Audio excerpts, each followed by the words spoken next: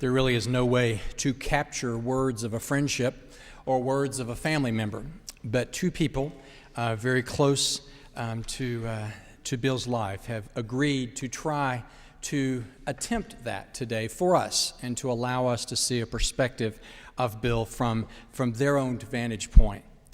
First, I want to invite Dr. Turner to come to the microphone, who will share with us his words as a close friend of Bill's.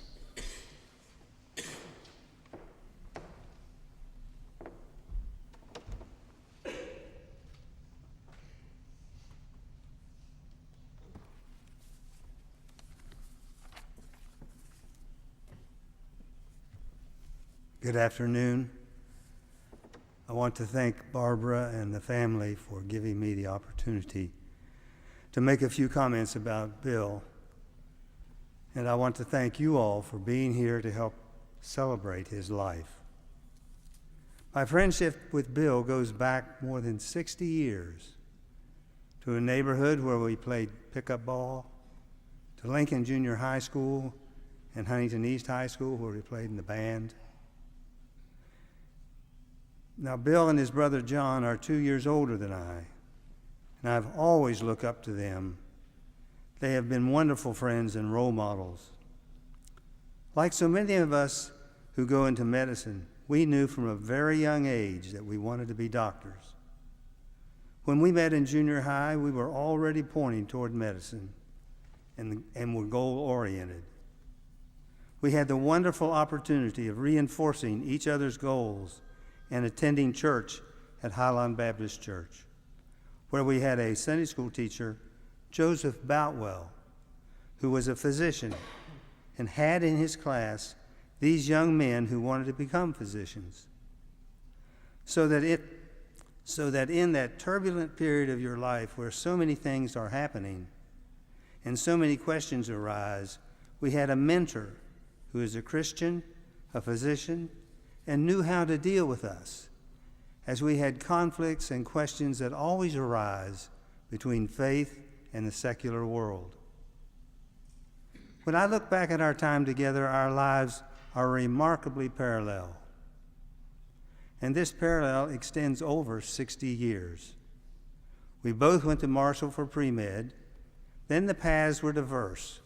We went to different medical schools, different residency programs, served in different branches of the service, did our specialty training in different areas, but we always kept in touch. The holiday and summer seasons, we would get together and find out where each other was in this journey of becoming doctors. In the fall of 1968, when I was in Rochester, New York, Bill and Barbara was in practice here in Huntington.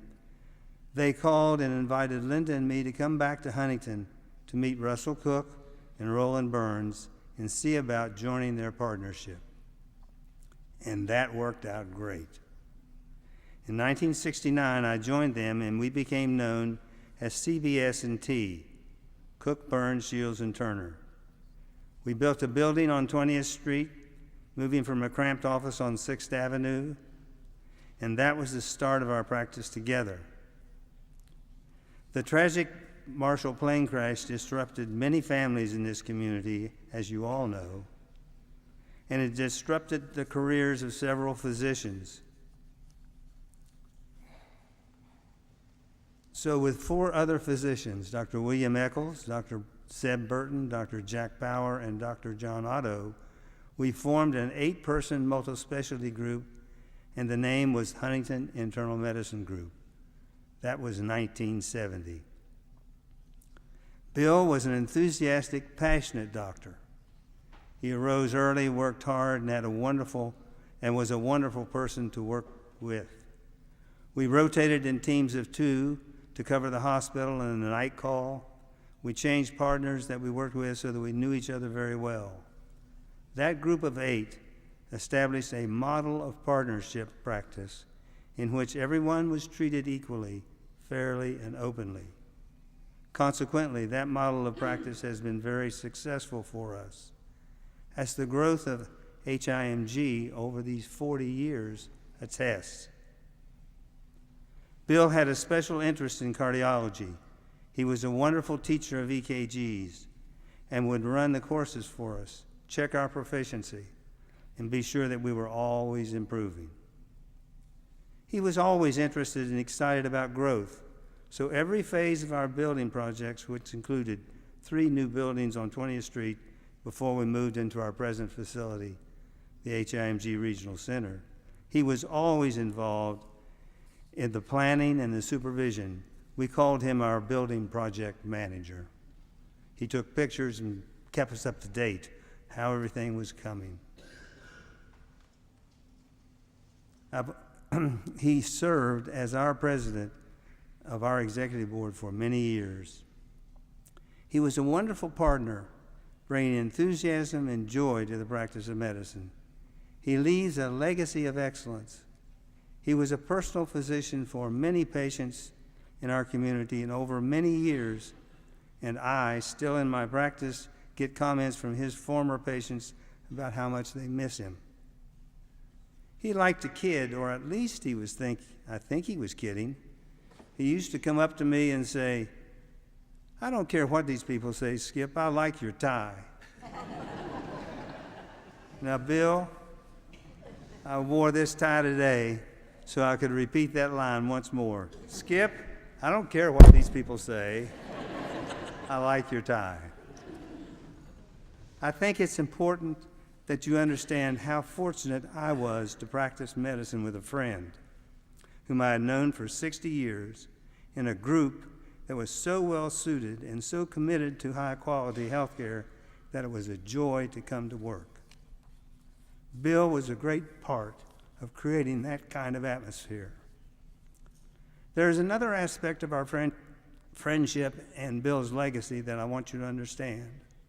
Not long after we became together in Huntington, we soon became members of this church, Fifth Avenue Baptist, where we continued to worship together. A little over a decade ago, we started doing some mission trips, actually several of them. And there was one Nicaraguan trip where we became involved with a boys' orphanage in Veracruz, outside of Managua. And these kids stole our hearts on our first trip there. Bill and I examined each of these boys, and we found the main problem they had was very poor nutrition. So out of that first trip, a nutrition program, which we as a church have supported since that time and continue to support, evolved. And I know Bill enjoyed that along with other medical missions very much. That was a part of his heart, and I just wanted to share it with you. Bill was a man of powerful, strong commitment and passions. He loved the practice of medicine. He was committed to his patients and to his partners at HIMG, and most of all, I know he was committed to his family. So he leaves a wonderful legacy. As for me, he was a powerful influence on my life, a peer, a mentor, a colleague. He was a blessing. So I say farewell to the person, embrace the legacy.